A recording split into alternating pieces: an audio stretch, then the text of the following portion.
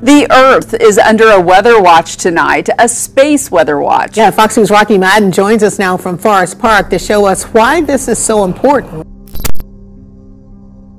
Also New Jersey, mystery booms.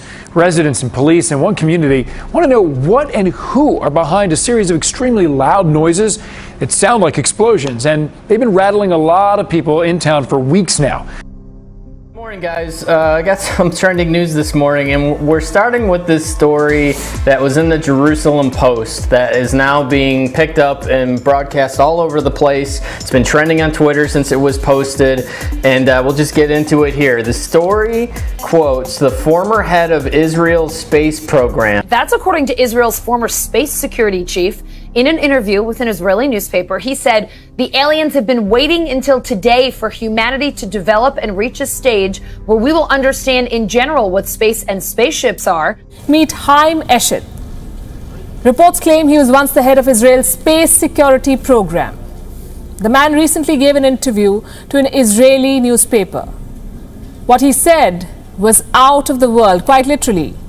He said aliens not only exist, but have also made contact with humanity. That should be great news. Well, this is quite a story, and it comes from the man who headed Israel's space security program for nearly 30 years. Haim Eshed is making the extraordinary claim that the United States and Israel have been in contact with a group of aliens for years. Not immigrants, but extraterrestrials. Listen up, all you believers. 2 classified Pentagon reports on UFOs have been revealed, including a newly leaked photo. Here it is, showing what the pilot described as a silver object found hovering above the Atlantic Ocean. And if you zoom in, it appears to be some sort of triangular object. The report reportedly could not rule out alien or non-human technology.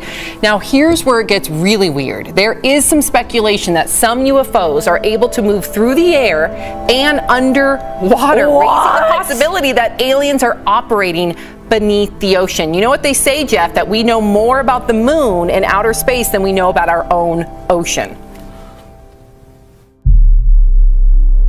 All right, before we jump into Earth's forecast, let's stay on the subject of space, because North Carolina has a long shot the next 2 nights to see some auroras. And it started earlier this week when a giant solar flare, or a coronal mass ejection, came from the sun headed for our planet. But it appears for the next few years, the sun is going to be making lots of news.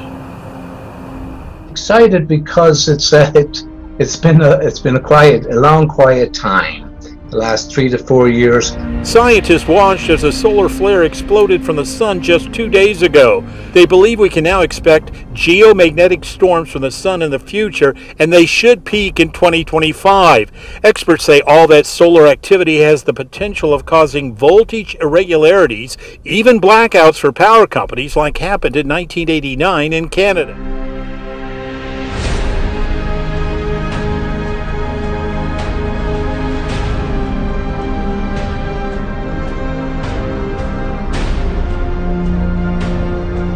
Well, we turn now to a new book that explores what scientists call the 6th extinction, the massive dying off of animal and plant life that is happening today. Up to 50% of all living species are in danger of disappearing by the end of the century.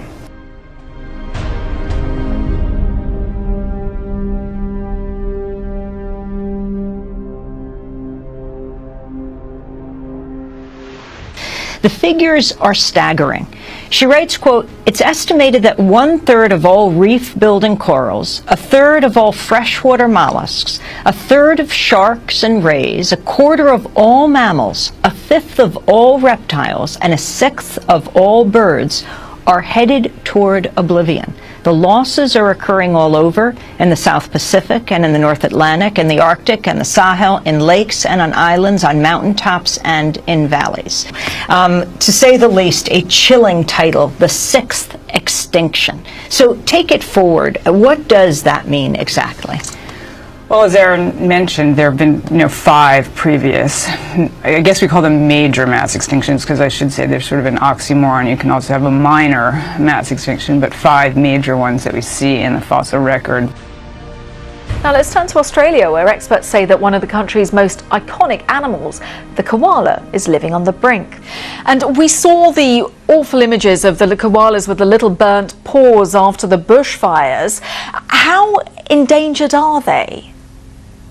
So they are endangered in the way that, they're losing their habitat and they are not coping with heat wave, even less obviously with fire. So they are declining across most of their range.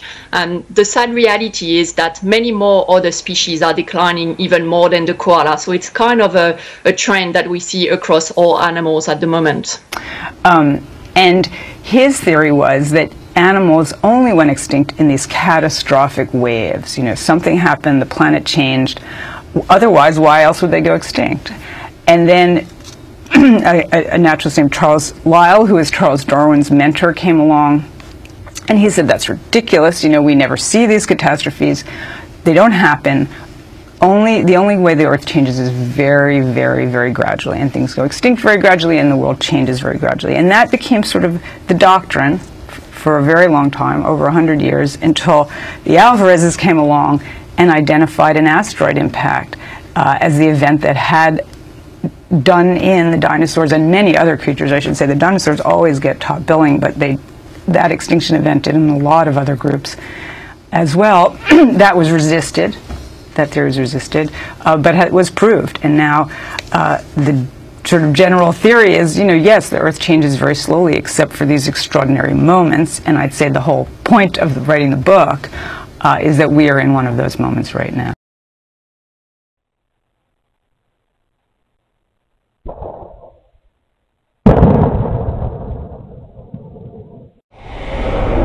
We live out here because it's quiet. They say it's disturbing the peace and quiet that people in Mullica Township are used to. Oh my God.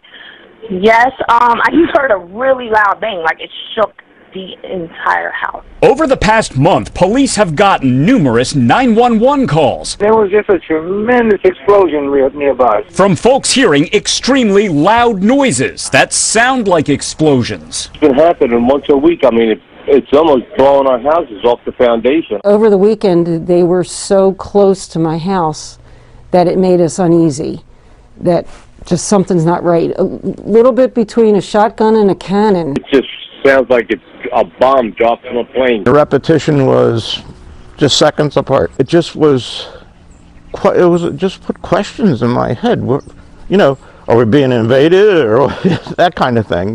That's how severe it was.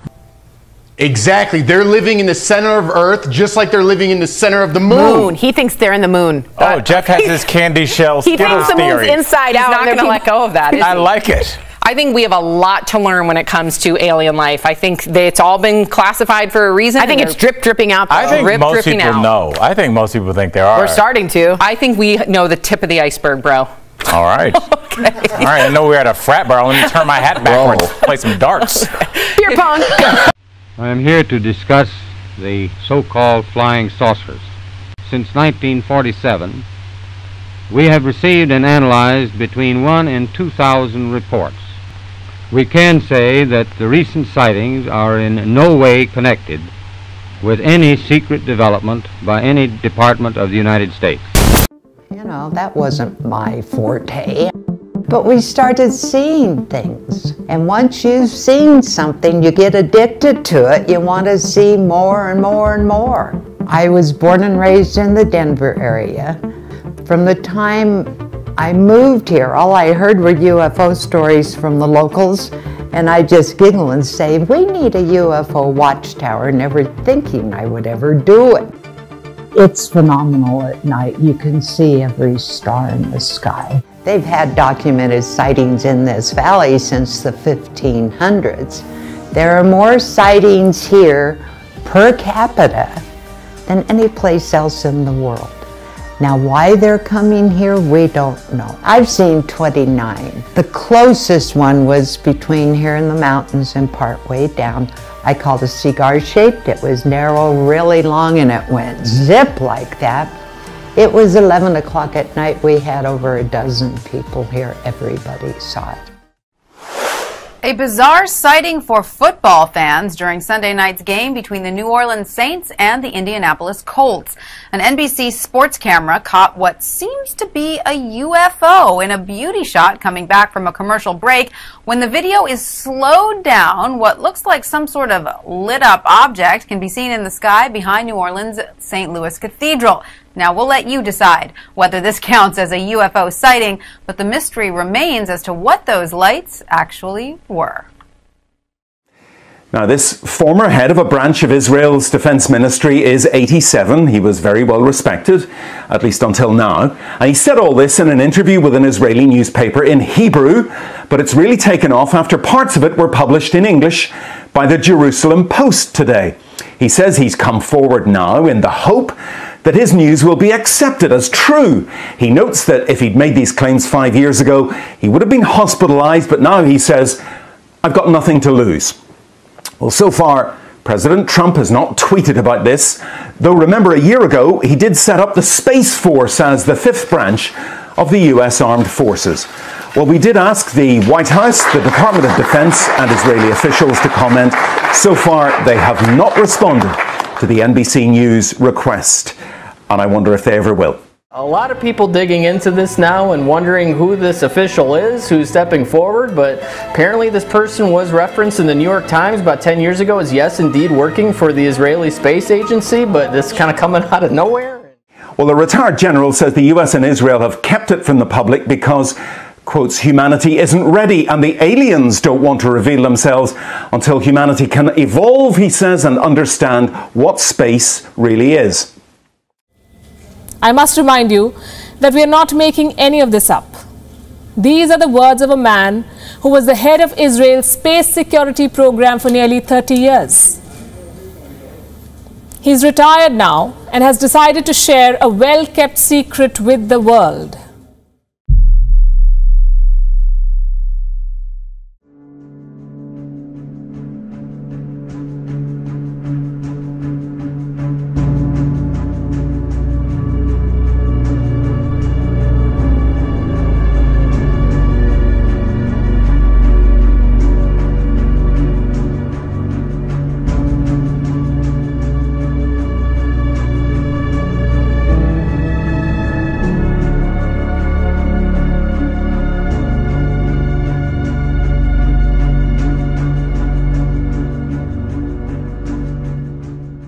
It is trending, Galactic Federation. So if you see that, that's what this is about. To be continued. We'll see if President Trump or anybody's actually asked about this to get a quote on it or not. But either way, could be the biggest story ever, but also could be a complete and total joke. Well,